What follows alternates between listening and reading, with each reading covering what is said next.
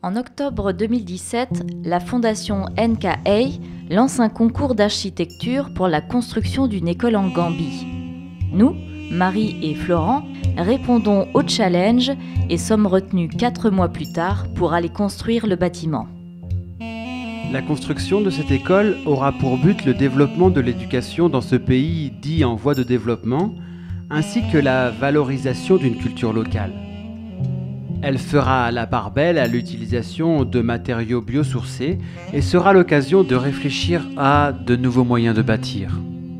Le chantier rassemblera des ouvriers locaux avec des volontaires du monde entier. Le partage de connaissances qui émergera de cette rencontre permettra de remettre en question les techniques de construction et de les ajuster aux nécessités. La Gambie est le plus petit pays d'Afrique. Il est enclavé dans le Sénégal et est bordé à l'ouest par l'océan Atlantique. C'est dans le petit village de Kassikunda, sans eau courante ni électricité, à l'extrême est du pays, que la fondation NKA a choisi d'intervenir. Les règles étant établies, nous avons lancé fin février 2018 la communication et la recherche de bénévoles et de financement. En mars et avril, l'impact n'a cessé de croître. Nous n'avons pas eu l'influence internationale que nous espérions, mais en France, de très nombreuses personnes se sont proposées comme volontaires. Un tiers du budget fut assuré par les bénévoles, un tiers par le financement participatif et un autre par les entreprises dont AVI, Assurance Voyage International, avec l'attribution de la bourse de solidarité. Avec l'aide de personnes plus qualifiées que nous dans le domaine, nous avons remis en question la structure légère que nous avions proposée lors de l'esquisse pour orienter le projet vers plus de pérennité. L'aménagement intérieur ne dépend pas de la charpente car celle-ci est dissociée des murs. Les salles de classe étaient définies par un espace central délimité par 2 blocs de stockage en terre crue. Une fois sur place, nous avons choisi d'ouvrir les classes sur l'extérieur et de fusionner les 2 blocs de stockage pour en faire un plus grand. Les strates du paysage se révèlent à travers le cadrage créé par la charpente. Il souligne la beauté de la steppe gambienne et amène l'usager à la contemplation. En Dordogne, Pierre Gilliard se lance dans la confection des pieds de poteaux que nous enverrons par conteneur en Gambie. Ils seront accompagnés de nombreux outils. Fin juin, la palette est prête à partir pour un long voyage. Surac de Ribérac et sa campagne, Toulouse, la ville rose, Marseille au bord de la Méditerranée, Anvers et contre tout, Banjul, la capitale, Bassé le Far West pour enfin arriver à Kassikunda, perdu au fin fond de la Gambie. Finalement, depuis l'initiative du projet en octobre 2017, une dizaine de mois seulement s'est écoulée, au cours de laquelle le projet a été esquissé, puis détaillé, les financements trouvés et une quarantaine de bénévoles recrutés. Nous partirons 1 mois plus tard que la palette, fin juillet.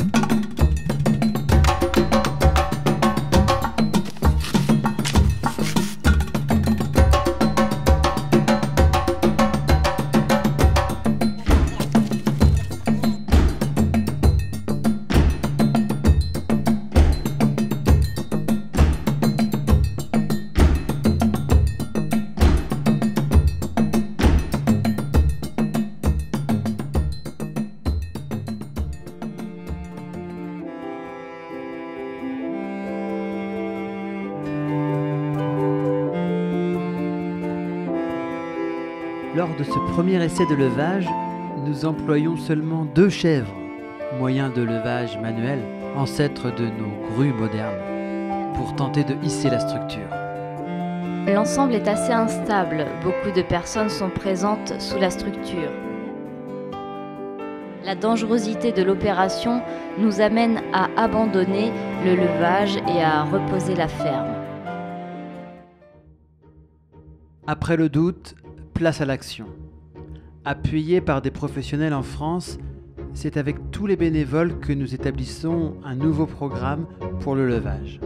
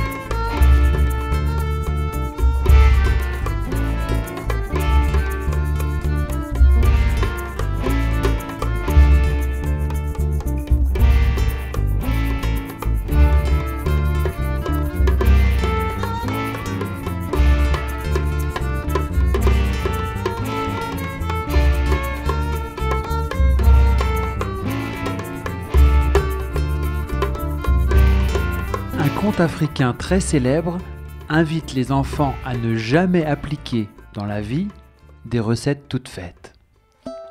La maman d'Epaminondas l'envoie chercher du beurre. Epaminondas achète le beurre et, en sortant de la boutique, aperçoit son voisin qui revient du marché avec un lourd fagot de bois sur la tête. C'est ainsi qu'on doit porter ce que l'on ramène du marché, pense Epaminondas. Alors, il met le beurre sur sa tête et se met en route. Le soleil de midi fait fondre tout le beurre qui dégouline sur les joues de l'enfant. « Mon fils, dit sa mère, qu'as-tu fait du bon sens que je t'avais donné à la naissance? Pour transporter du beurre, tu l'enveloppes dans de grandes feuilles de bananier et, sur le chemin, tu trempes le paquet dans la rivière. » Le lendemain, sur le chemin, Epaminondas trouve un petit chien abandonné. « Je vais le rapporter à la maison, maman sera contente. » Epaminondas enveloppe l'animal dans de grandes feuilles de bananier qu'il plonge 3 fois dans la rivière sur le chemin de la maison. Quand il est arrivé, le petit chien est presque mort. « Mon fils, qu'as-tu fait du bon sens que je t'avais donné à la naissance? Pour emmener un chien, tu l'attaches à une laisse et tu tires. » Le lendemain, Epaminondas va tenir compagnie à sa tante. La journée terminée, sa tante, pour le remercier, lui offre 10 galettes bien faites, qu'Epaminondas attache à une corde et traîne tout le long du chemin. « Epaminondas, mon fils, qu'as-tu fait du bon sens dont je t'avais doté à la naissance? Des galettes, ça se porte sur la tête Enveloppé dans un linge? Sachons adapter les recettes aux circonstances. Tel est le message de ce conte.